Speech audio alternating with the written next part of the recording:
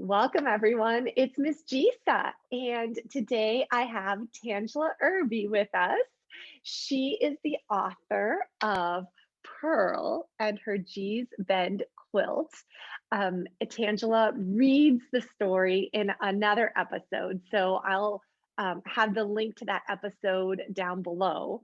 And I'll also link to the places where you can get your own copy because after you listen to the story and the interview with Tangela, I'm sure you're going to want your own copy of this very special book. So, Tangela is not only an author, she's a quilter, she is an educator. She's taught children kindergarten through high school and is currently teaching kids in college, young adults. She's also a business owner and entrepreneur and working with Yale University, doing some consulting for them. Mhm. Welcome, Tangela. Thank you for having me. Just awesome to be able to spend some time with you this afternoon. Yes, we're thrilled to hear all about your book and your history. So thank you for being here and spending time with us. For those of you who don't know, Gees Bend is a town in the state of Alabama. Tangela, maybe you could give us a little background on your family and what inspired you to write this story. Well, as you know, my family is from an area in Alabama. It was Gees Bend. The name has changed. It's Boykin, Alabama now. So if you were to go to the map, that's the only reason why I mentioned it. If you were to go to the map and look for Gees Bend, Alabama, I don't think you'll be able to find it. So it's Boykin. It's a very, very small area. It's very, very remote. There is a long road in and that same long road out. You can go to Camden from the area, but you would have to, there's actually a ferry that will take you from Gees Bend over to Camden. And so it shortens the amount of time that it would actually take if you were to drive there. So to put it in perspective, if you are living in Gees Bend and you want to go to the grocery store, you want to go to Walmart, you need to go to the bank, you're looking at about 45 minutes to an hour ride to go. There isn't a hospital there in the area. So anything that you need like that, the things that we take for granted that you can hop in a Yeah. car or hop on the city bus if you need to and get there, that's not the reality living in Gees Bend. And Wow. so, yes. So growing up there and listening to stories that my mom would tell when we were growing up, they didn't come from a lot, but they appreciated everything that they had. There was a lot of walking. People didn't have a lot of cars. And like I said, that, things just weren't easily accessible. So they farmed. I talk about sharecropping a little bit in the story that they grew cotton. Right now, they still grow collard greens. They grow tomatoes. They still can tomatoes. So a lot of the things that we take for granted or we just didn't have access to up here, that was just a way of life, Yeah. in terms of making sure that they could provide for themselves, that they had food. And so here you talk about quilts because the families were really, really large then. And so the houses weren't well insulated. So they needed quilts to keep them warm in the wintertime. And so many of the women, that's what they did. Back then, the roles were what we would call very, very traditional. Yes. The women did a lot of the work in the house, and the kids did a little bit of both. So they had work at home to do, and then they also worked on the farms. So they helped with, the crops, with, growing things. And so everybody had a job. So yes, there were a lot of children, but everybody had something to do. And even with the older children, a lot of the older ones had to take care of their younger siblings. Yeah. Everyone pitched in. Yes, everyone had something to do. And so, in terms of making the quilts, whether it was the old pants that someone had that they could no longer wear, whether it was shirts, there's stories of, again, being a small knit area, many of us, the descendants, are still close, where, for example, I'm here in Bridgeport, Connecticut. There are a lot of people here from Gees Bend, Alabama. And so we get to Wow. share. We got together recently. An article is going to come out in at the local library about some of the things that we shared. And so one of the things that I remember is there was a woman who shared her great grandmother's quilt. And the back of the quilt is a dress that her great grandmother had. And so knowing these stories, which is why I wrote this book is because Yeah. there's so many stories that we're going to lose if we don't share them. I want my nieces, when we went back a few years ago, they were able to go and they took a picture in front of the Pettus Bridge.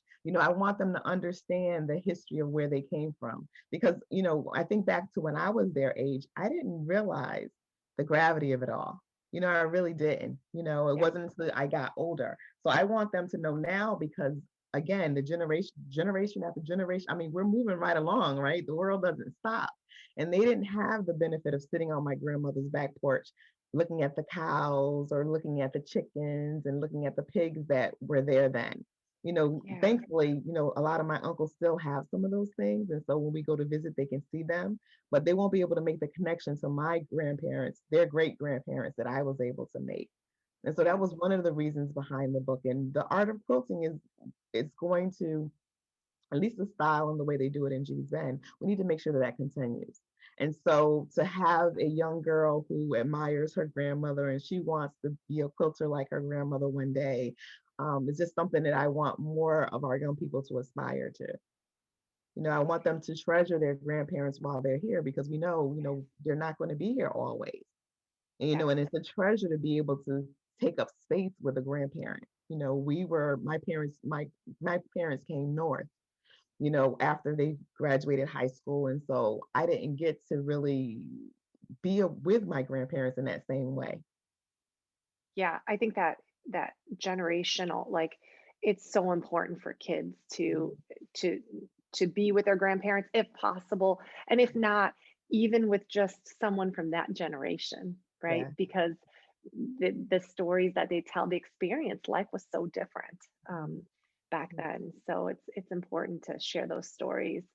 Um, did you learn how to quilt from your grandmother? That's another thing. Again, no, I did not have the opportunity to learn. My grandparents passed on before I had that opportunity. And so, Yeah, again, the book, part of this is my journey of self awareness, of learning about my past. And yeah, so, as more family members are aware of the book and they start reading the book, more and more things start coming out. And so I'm learning that, for example, when my grandmother's sewing machine would break down, my uncle was the one, he was a kid then, 12, 13, but he would be the one who would fix her machine for her. I told you about, how hard it was to get to, when they still call it, to get to town, right? So it wasn't that she could hop in the car and go and get her sewing machine fixed when it broke down, but my uncle right. was able to do that. So I would have never known that. And that's just, that's a small piece of what I'm getting at here, but Yes, it opened the dialogue with my aunts and uncles. And so another thing, people always ask, the whole connection with the civil rights movement. And Dr. right. King actually came to Gees Bend, Alabama, and he Yes, got them yes, to want to go and to register in Camden. And when that started happening, they removed the ferry so that the Black people in Gees Bend could not go to Camden to register. And so, again, in conversation with my aunt, when I was talking about this, she shared with me that my grandmother was one of the women who was actually jailed because she was marching for the right to vote.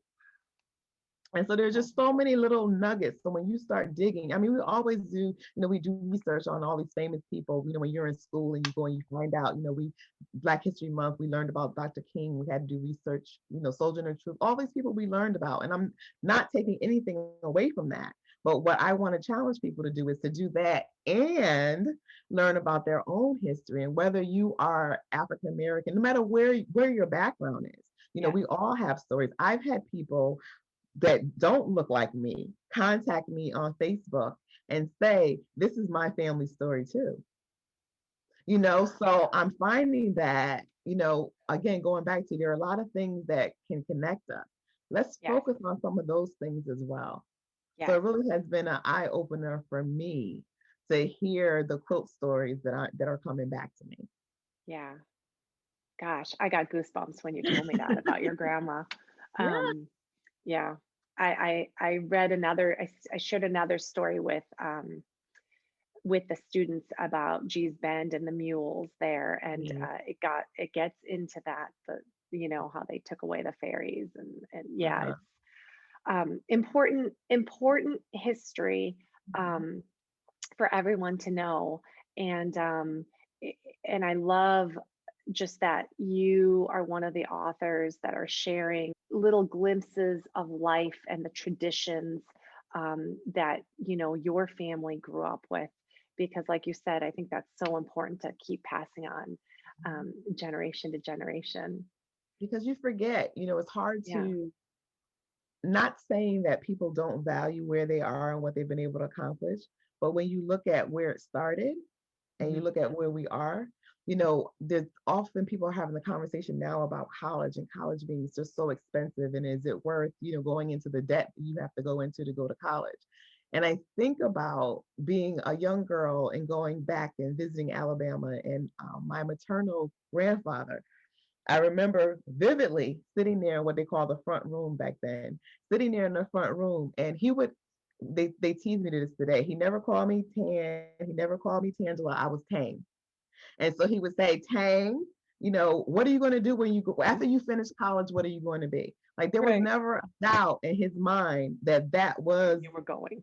wasn't what I was supposed to do. Exactly. And so just Yeah. all those Yeah. little seeds, and there was no, I remember, and getting of age to go to college and talking to someone who said, oh, well, I decided to take a year off, or I'm not going. And that was never even a thought in their mind for us growing up.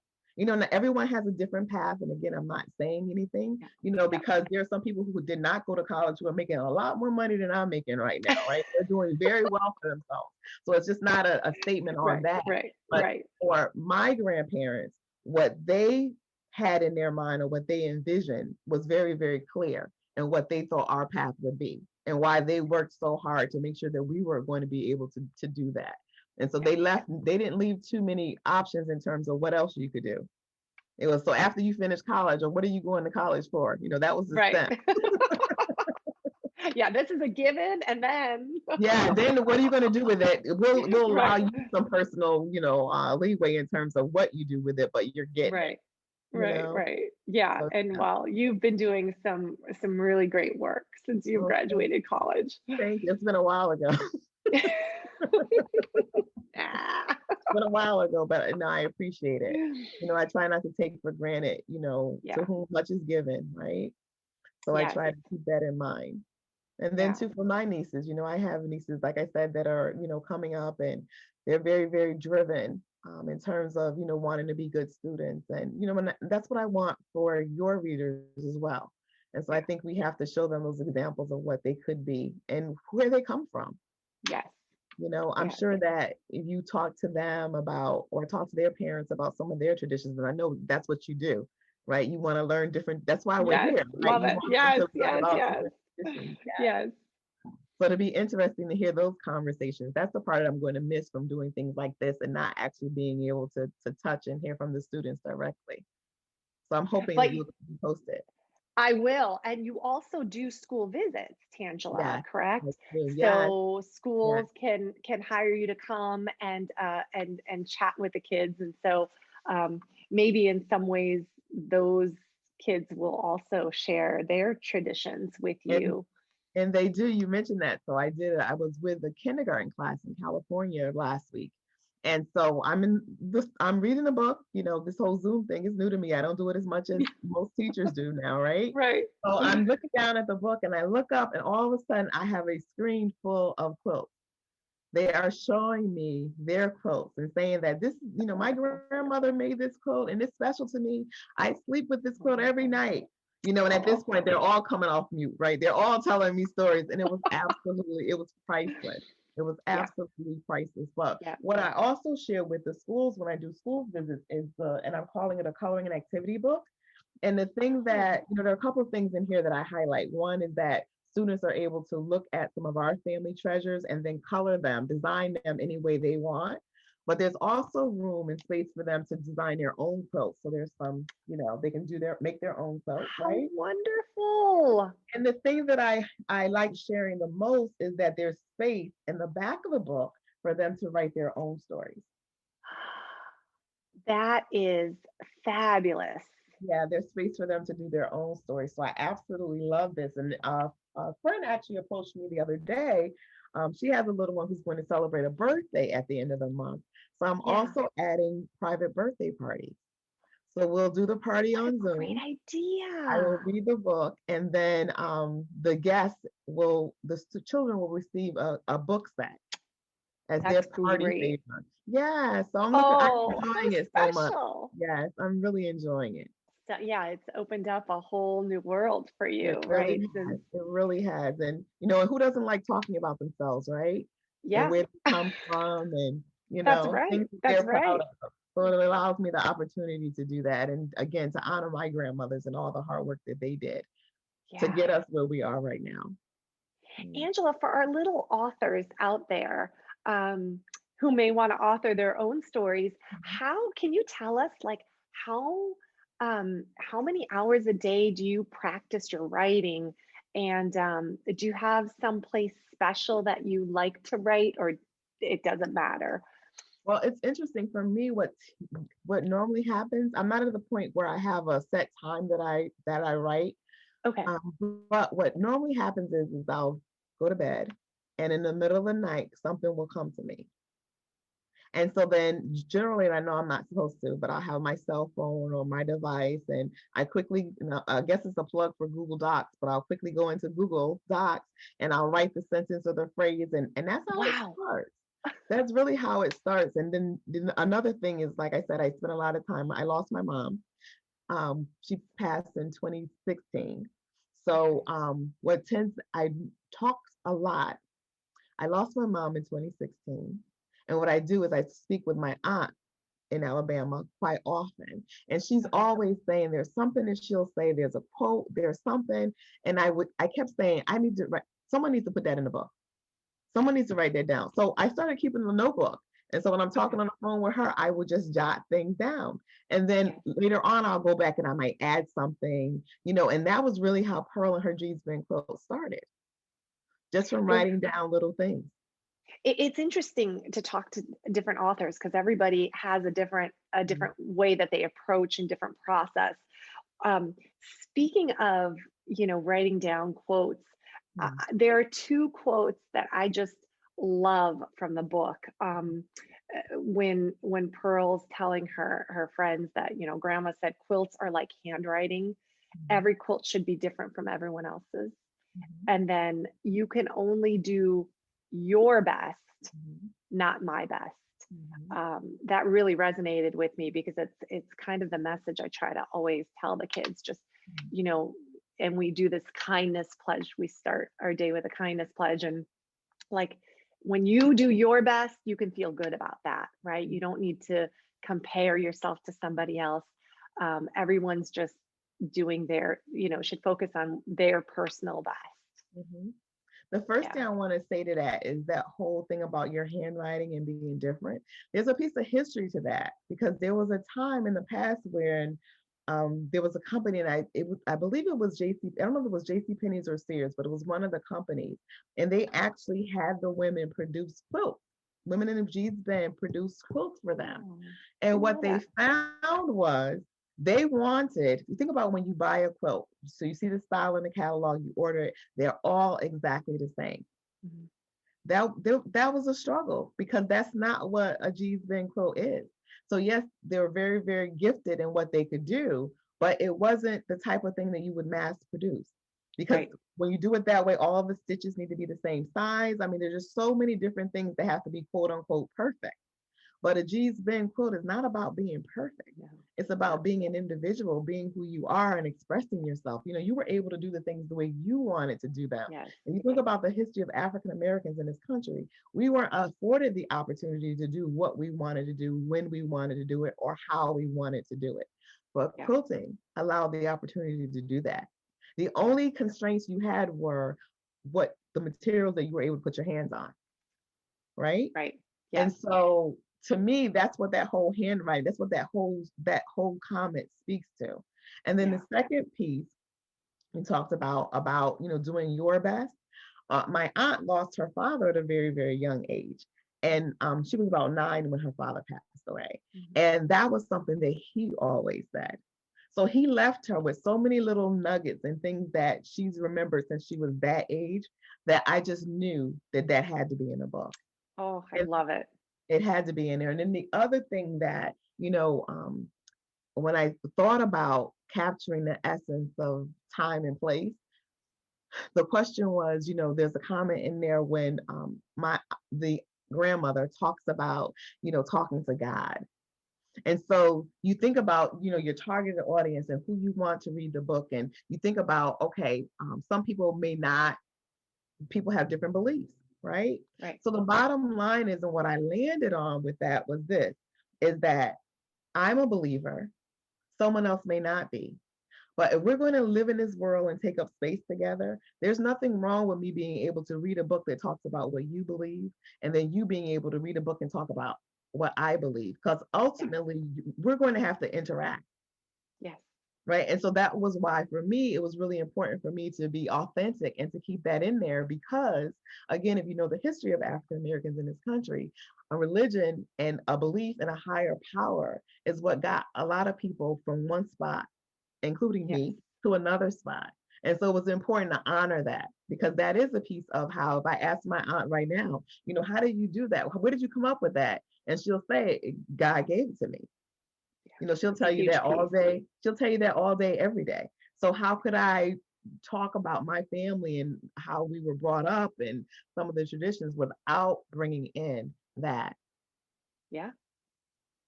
Yes. I think it is important, and you know, in talking to other authors and in sharing, very diverse literature, um, different cultures celebrate different festivals based on different religious, beliefs. Mhm. And I think that it's all important and it's part Mhm. of learning how to get along and seeing our similarities. And yes, there are going to be differences and different beliefs, but there, like so many have said, there's so much more common that we have in common, than I think our differences, right? Yes. So it's a matter of putting away, tucking away your preconceived notions of people and Yeah. taking them for what you see. What evidence do you have to prove what you used to think about someone? Yeah. Yeah. Mhm. We So have this work to do. this, We have work to do. yeah, we have a lot of work to do. We have a lot of work to do, and which is why I love this book, because I think it really it really helps open up the conversations Mhm. and some history. Mhm. Um, this picture that I'm showing right now here is a picture of a quilt. Can you tell us a little bit about this? So the quote that you're showing right now is actually one of the quotes that's in the book. And so it is the quilt that actually sparks the conversation between the girls in the living room. It's the quilt right here. So that Right. is the illustrator's rendition of that quilt. So that quilt was done by my grandmother, my paternal grandmother, Jency Lee Irby. So it was important for me to have a quote from both of them actually in the book. But what's interesting about that quilt is that that material is what we know as kente cloth. And so, again, doing a little bit of research, there was a time when they were making things out of kente cloth. And what I found was that in order to have the patterns repeat in that material, a lot of times you end up with a lot of scraps. Mm, And so as I look at that quote, I immediately go to that's how that quilt was born through the scraps from working yeah. with that cloth. Yes, Oh, so interesting. yes. It really So is. So interesting. again, like someone else said, there's every quote, they have stories, in Yeah. terms of time and place where the material came from. And it's a blessing to be able to know that, again, my grandparents, we didn't come from a lot. And so, whereas some people can say, well, my grandmother left us $1 million and 100 acres of land and et cetera, et cetera, et cetera. My grandparents left this earth thinking that they didn't leave us with that type of value, right? But look at what they left us. And so again, it's an honor to know that, we can carry this work forward and let Yeah. people know that they lived and they have made major contributions to generations to come. Yeah. So again, Yeah. money is not everything, but I often wonder like what it would be like if they had the opportunity to see their quotes hanging in museums or to hear people who, have studied art history for years talk about, this is art. This is worthy of being in a museum. This is Yeah, worthy of traveling the country. You know, I don't know. It's just when you really, really think about it, it's humbling. It it really is. is. It really it And is. I think they're seeing that now. I do. I do. I do believe that. I honestly Yeah. do. Yeah. Oh, It was that belief gosh. that helped them to accomplish the things that they were able to accomplish. So yeah, I'm with you on that. Yeah. Definitely with you. Tangela, tell us, are you working on other projects? I have a couple of things that are in the works. So right now, I'm working with the illustrator. There's another variation that's going to be very similar to Pearl that's going to come out. So Okay. please be on the lookout for that. I also have some Okay. ideas and some things that would probably be when I think about the audience for an older audience or Okay. older audiences. Okay. So I'm still thinking, and again, like I said, the thoughts come to me. So it's still being, I'm still ironing all of my thoughts out in terms of what's next. But for right now, I'm just asking people to please just continue to love on and enjoy Pearl. My goal is to get her to circulate. She is available in the international markets. But Great. again, yes, she is, but a lot of people don't know that. So I'm hoping that, through venues like this, I can share it because, again, we have stories here. There's stories all over the world. And, I That's want right. people to hear about my story, but also be encouraged to start documenting their own stories. Well, Tangela, we are going to list some of the book retailers that carry your book both in the United States market as well as overseas.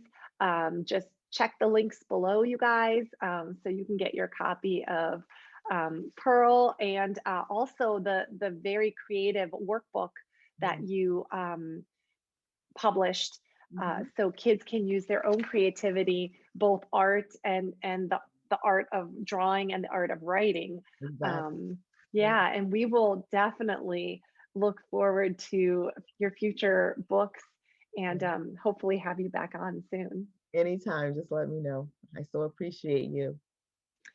I appreciate you and I appreciate what you're doing to get this, these stories out to our children. I know it's a lot of work. It is. It is, but I'm enjoying it. I'm enjoying Yeah. it. Yeah. Well, thank you. And to all the readers and listeners out there, keep on reading, keep on tuning in, get your copy of the book, and don't forget to give us a thumbs up and subscribe so that you can listen to other authors and hear their fabulous stories.